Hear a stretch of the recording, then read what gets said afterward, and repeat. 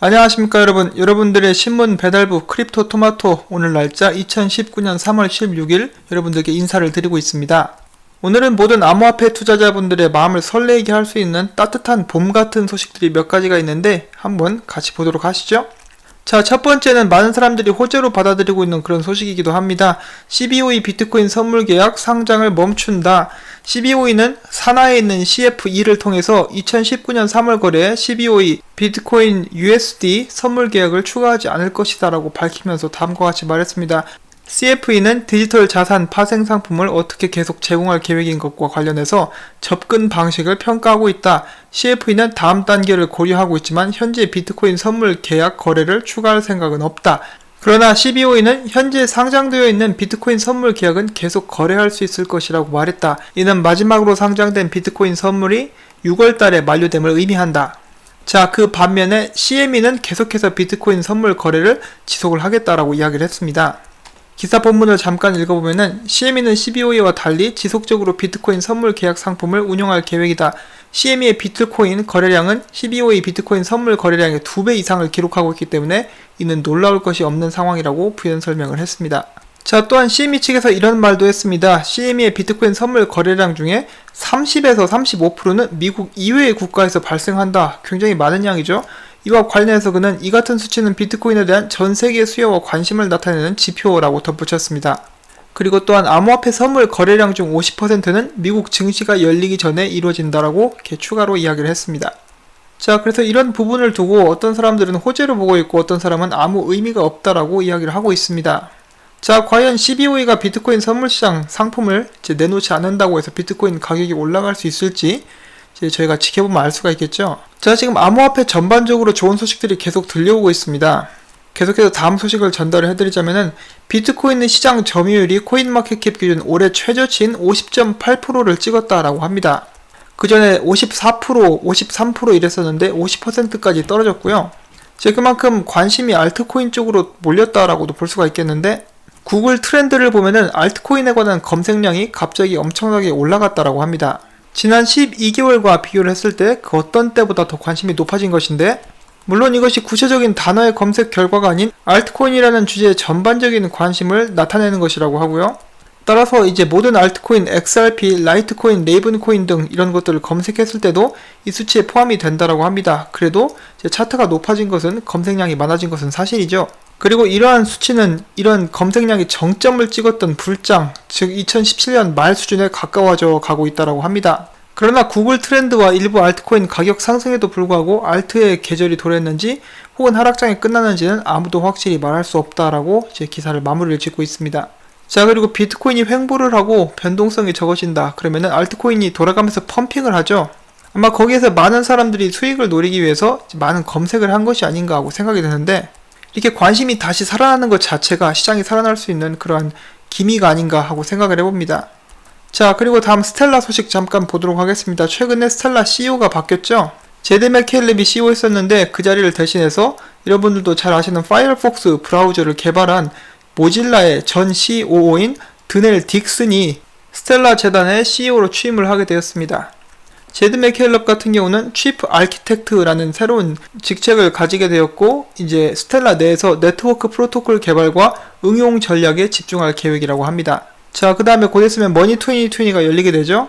거기에 제드 맥켈럽과 IBM의 제시 런드가 뭔가 중요한 발표를 하겠다라고 이야기를 한 적이 있습니다. 이런 부분도 참고를 해주시고요. 좀 좋은 소식 나오면은 중요한 소식 나오면은 여러분들께 바로 전달을 해드리도록 하겠습니다.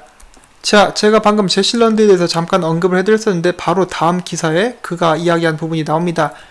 이제 IBM에서 금융기관용 스테이블 코인 솔루션을 개발 중이라고 했습니다. 저는 IBM에서 스트롱홀드와 파트너십을 맺고 스트롱홀드 스테이블 코인을 사용하게 될 것이라고 여태까지 알고 있었는데 최근 인터뷰를 통해서 IBM만의 스테이블 코인이 이제 개발이 되고 있다라고 이야기를 하고 있죠.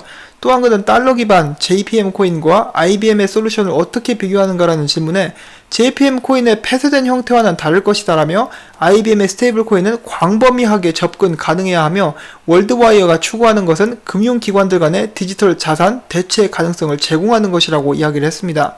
자, 아마 다가오는 발표가 이런 부분과 연관이 있을 수가 있겠죠. 바로 그들이 이렇게 진행을 하고 있는 프로젝트인 월드와이어.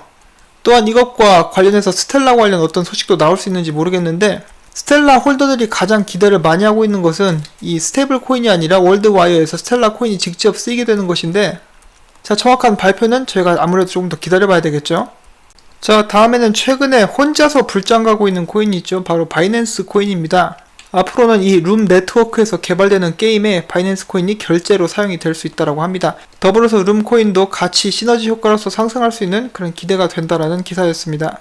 자, 그 다음 삼성의 또 다른 소식이 한 가지가 나왔습니다. 삼성 SDS가 물류, 금융 등 기업 시장을 주 타깃으로 이더리움 기반의 블록체인 애플리케이션 플랫폼 딜리버를 공개를 했습니다. 자, 이 딜리버는 물류와 금융업 등에 주로 쓰이는 기업용 블록체인 플랫폼입니다. 기존 하이퍼레즈와 이오스 등에서 개발된 다양한 기업용 디앱들이 딜리버에서도 쓰일 수 있도록 연계 기술이 적용된 것이 특징이라고 합니다. 이를 위해서 딜리버는 이종 플랫폼의 디앱끼리 연결될 수 있도록 문서 공중, 자산 이관, 이중 지불 방지 등 기능을 적용을 시켰고요. 즉, 이를 통해서 이더리움 플랫폼이 아니어도 딜리버 플랫폼에 입점해서 은행과 보험, 운송, 통관 등 다양한 서비스를 적용할 수 있다라고 이야기를 했습니다. 이야, 역시 삼성이 정말 그동안에 준비를 굉장히 많이 한 것 같죠? 자, 그 다음에 또 재수없는 소식이 한 가지가 있는데, 멀카톡스라는 거래소가 있습니다. 이 거래소가 오늘 오후 7시 43분부터 약 20분 동안 연속적인 공격을 받아가지고 해커는 이제 이것을 통해서 수천 개의 이오스를 탈취해 갔다라고 합니다. 자, 해킹하는 놈들 나쁜 놈들이죠. 이거 잡아가지고 이제 법을 개정해서 직결 사형 아니면 실제 코인을 콧구멍에 꽂아버리는 그런 형벌 같은 것을 이제 적용을 해야 될 것 같습니다. 그도 그렇지만은 이 멀카톡스라는 거래소는 굉장히 작고 어떻게 보면은 잡거래소라고 볼 수 있는 그런 거래소입니다. 여기에서는 5만 가지 스캠 코인들이 많이 상장이 되는 그런 모습을 저희가 볼 수가 있었는데, 역시 거래소를 사용할 때는 좀 규모가 있고 믿음직스러운 그런 거래소를 사용해야겠죠. 그리고 언제나 대부분의 자산은 하드웨어 월렛이나 개인 지갑에 보관을 하는 것이 좋을 것 같습니다. 자, 다음은 일본 소식 몇 개 보도록 하겠습니다. 일본 법원이 마운트 kok스 CEO의 징역 2년 6개월을 선고를 했습니다. 자, 그 다음에 일본 정부가 금융상품 거래법 및 자금 결산법 개정안의 표결을 진행을 했습니다. 그리고 또한 이 개정안 안에는 5가지의 이렇게 내용이 포함이 되어 있는데, 첫 번째는 가상화폐에서 암호화폐로 정식 명칭을 변경하는 것, 단 기업들에게는 명칭 변경을 강요하지는 않는다. 두 번째는 암호화폐 해킹 도난 및 관련 대응 방안, 세 번째는 마진 거래에 관한 내용이고요. 네 번째는 ICO 규제 방안, 다섯 번째는 암호화폐 투기 조장 광고 금지에 관한 내용들이 실려 있습니다. 최근에 전 태국 과학기술부 차관이 이런 이야기를 했습니다. 블록체인 기술은 태국 정부의 부정부패 문제를 해결해 줄 수 있다. 또한 덧붙여서 현금 없는 사회는 미래 사회의 큰 추세라며 블록체인은 디지털 경제 시대를 맞아 중요한 역할을 담당하게 될 것이며 블록체인 관련 교육을 보급화해야 된다라고 덧붙였습니다. 자, 블록체인 기술 우리나라에도 빨리 적용이 될 수 있었으면 좋겠습니다. 부정부패가 너무 많기 때문이죠. 이게 없는 나라가 어디 있겠습니까? 양심에 찔리는 게 많은 인간들은 아무래도 이런 기술을 받아들이는 것을 그다지 달가워하지는 않을 것 같습니다. 자, 생뚱맞은 이야기는 그만하고 다음 소식 넘어가도록 하겠습니다. 비트코인 익스체인지 가이드에 따르면 최근 라이트코인 창시자 찰리 리와 에릭 카포 토큰페이의 최고 경영자가 한 라이브 방송에서 리스크 코인 시가총액 34위 프로젝트가 최근 독일 WEG 은행과 파트너십을 체결했다라고 밝혔습니다. 이와 관련해서 그는 이번 파트너십을 통해서 WEG 은행은 리스크 재단의 법인 개정, 운용 관련 테스트를 진행할 예정이라고 밝혔습니다. 그리고 앞서서 이미 라이트코인 재단과 토큰페이 측은 전략적 제휴를 통해서 독일 WEG 은행의 지분 19.8%를 인수를 한 바가 있다고 합니다. 미국에서는 은행들이 암호화폐 회사를 잘 지원을 해주지 않는다라는 그런 소식을 제가 들려드렸었는데, 독일은 상황이 어떤지는 모르겠습니다만 이 암호화폐 회사들이 이제 은행을 사버리는 그런 모습들이 보여지고 있죠. 자, 과연 미국 쪽에서도 비슷한 현상이 일어날 수 있을지 이제 굉장히 궁금한데, 이런 것들이 국내에서도 가능할지 모르겠습니다. 암호화폐 회사들이 기존 은행의 지분을 사서 그 은행과 함께 전략적 제휴를 맺고 계좌를 개설을 해주는 거, 물론 정부의 눈치를 굉장히 많이 봐야겠지만요. 어쨌든 하나의 대안이 될 수도 있지 않을까 하고 생각을 해봅니다. 자, 그 다음 좋은 소식이 한 가지가 있습니다. 미국 SEC에서 분산 원장 기술 그리고 디지털 자산 공개 포럼을 개최하게 됩니다. 날짜는 5월 31일이고요. 이 포럼 자체가 라이브로 이제 생방송이 된다라고 합니다. 제발 좀 여기서 좋은 이야기 좀 많이 해줬으면 좋겠고, 최근에 SEC에서 적극적으로 이제 암호화폐 관련된 쪽에 이렇게 의견을 피력을 하고 있는데, 이것이 이제 ETF까지 이어질 수 있기를 한번 기대를 해보도록 하겠습니다. 자, 그리고 계속되는 SEC 관련된 소식인데, SEC 하면은 암호화폐의 어머니 헤스터 피어스가 생각이 나시죠? 그런데 이제 헤스터 피어스 말고 이제 SEC의 의원 중에 한 명인 발레리 스제스페닉 이분께서 이제 최근에 있었던 포럼인 SXSW에서 이렇게 이야기를 했습니다. 암호화폐 시장에 봄이 오고 있는 것 같다. 그렇게 되기 위해서는 규제 관계자들이 나서줘야겠지만은 나는 봄의 향기를 맡을 수 있다. 내 코가 개코다. 또한 뿐만 아니라 SEC의 새로운 규제 접근법으로 인해서 암호화폐 관련 사업에 대해서 명확한 규제 라인을 제시하지 않음으로써 이제 관련 사업자들이 더 자유롭게 사업을 번창할 수 있도록 도울 수 있다라는 그런 취지의 이야기도 했습니다. 자, 이 사람이 직접적으로 이야기를 하지 않았지만은 당연히 내부적으로 어떤 이야기가 오고 갔다는 것을 알 수가 있겠죠. 알고 있으니까 이런 이야기를 한 게 아닌가 하고 저는 생각을 해봅니다. 아무런 근거 없이 생뚱맞게 튀어나와가지고 다 잘 될 거야 이렇게 이야기를 하진 않았겠죠. 여러분, 암호화폐 시장에 봄이 오고 있다라고 합니다. 다들 이제 도시락 싸가지고 소풍 나갈 준비를 하면 되는데 안 되겠죠, 미세먼지 때문에. 자, 그 다음에는 2014년 비트코인 차트와 지금의 차트를 비교해 놓은 그런 그림이 있습니다. 보시면 굉장히 비슷하죠. 위에 것이 2014년, 아래 것이 지금 현재인데 이건 뭐 패턴이 거의 똑같습니다. 이런 추세로 간다라고 했을 때 이제 점차 횡보를 거쳐서 조금씩 우상향되는, 여기 보시면 이 볼륨이 추세전환 볼륨이라고 볼 수가 있겠죠. 이런 것이 한방 탁 튀어나와주면은 곧 있으면 상승장으로 갈 수 있는 길이 열리게 되지 않을까 하고 생각을 해봅니다. 만약에 역사가 되풀이된다 그러면 다음 최고점은 아무래도 2020년이나 2021년 그쯤이 될 수가 있는데, 그때와 지금이 다른 점이 뭔가 하고 생각을 해보면은 이제 대형 기관들이 들어올 준비를 하고 있고 많이 들어왔다라는 거, 그리고 앞으로 ETF나 벡트, 그 지긋지긋한 벡트인데 기대를 해볼 수 있다라는 것이죠. 에리스X도 있고요. 그때와는 상황이 좀 달라졌기 때문에 오히려 이런 시기를 앞당길 수 있으면 좋겠다라는 생각을 해봅니다. 이 4년 주기 사이클이 길어졌다라는 의견도 있는데 물론 이것을 앞당길 수도 있다라고 저는 생각을 해봅니다. 그렇지만 이제 가장 희망적인 소식은 횡보장 그리고 하락장이 끝나간다. 이미 많은 전문가들이 하락장 바닥을 찍었다라고 이야기를 하고 있는데 지금부터 횡보를 거쳐서 조금씩 우상승하기를 한번 바라봅니다.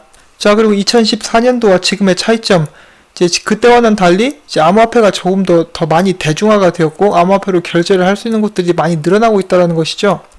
이 기사 자체 내에서는 이제 이것에 대해서 구체적으로 이야기를 하고 있지는 않습니다. 그렇지만 라이트닝 네트워크 등을 통해서 저희가 점점 실생활에서 암호화폐를 사용하는 그런 예들은 늘어가고 있는 것이 사실이죠. 그러한 부분들이 다음 불장을 앞당길 수 있는 그런 계기가 될 수 있으면 하는 바람을 가져봅니다.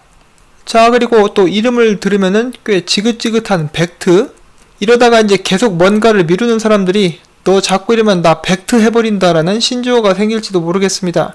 자, 아무튼 이 CEO가 이렇게 이야기를 했습니다. 최고 운영 책임자죠. 아담 화이트인지 마담 화이트인지 이렇게 이야기를 했는데, 벡트와 ICE의 가장 큰 장점은 불명확 혹은 불투명한 상품과 오브젝트의 규제 명확성을 제공할 수 있다는 것이다. 이와 관련해서 그는 대부분의 규제는 파트너십에 의존한다. 많은 사람들은 이 부분을 간과하고 있다라고 덧붙였습니다. 그래서 언제 열 건데? 장난쳐 지금? 자, 그 다음에 조셉 루빈의 이야기를 잠깐 들어보도록 하겠습니다. 그가 이야기하기를 이더리움은 업계에서 여전히 중요한 입지를 점하고 있고 시장에서 사라진다거나 실패할 일은 없을 것이라고 이렇게 자신감을 드러냈습니다. 이더리움 2.0 실현이 멀지 않았다. 이더리움 생태계는 1년 전보다 훨씬 더 긍정적이라고 이렇게 강조를 했습니다. 이더리움이 차지하는 역할이 굉장히 크죠. 실제로 사용도 많이 되고 있고, 물론 이 사람이 나와가지고 내 생각엔 내 회사가 곧 망할 것 같다 이런 식으로 이야기를 하진 않겠지만요. 조셉 루빈에 이어서 비탈릭은 홍콩에서 있었던 토큰 2049 컨퍼런스에서 이렇게 이야기를 했습니다. 브레이브 브라우저 프로젝트는 정말 많은 사람들이 이더리움의 이코시스템에 참여할 수 있도록 그런 것을 제공을 해준 그런 좋은 프로젝트다라고 이렇게 칭찬을 했습니다. 브레이브 브라우저 개발이 한창 중에 있죠. 지금 현재 브레이브 브라우저를 통해서 이 베타 버전을, 이제 개발자 베타 버전을 다운받으신 분들은 브레이브 브라우저에서 제공하는 광고를 시청함으로써 BAT 토큰을 보상으로 받을 수 있는 그런 서비스가 지금 실험이 계속 되고 있습니다. 저도 시도를 해봤는데 이상하게 저는 광고가 아직 안 뜨더라고요. 그래서 관련 영상을 아직 만들진 않았는데, 아무튼 관심 있으신 분들은 조금 알아보시면은 이제 직접 확인을 해보실 수가 있게 될 것입니다. 얼마 전에 페이스북이 다운됐었던 그런 사건이 있었죠. 그 후에 무려 300만 명이나 되는 사람들이 텔레그램에 가입을 했다라고 합니다. 자, 만약에 이 서비스 플랫폼이 탈중앙화된 블록체인 기술을 사용하고 있었다면 이런 일이 일어나지 않았겠죠. 텔레그램 CEO는 기분이 많이 좋았을 것 같습니다.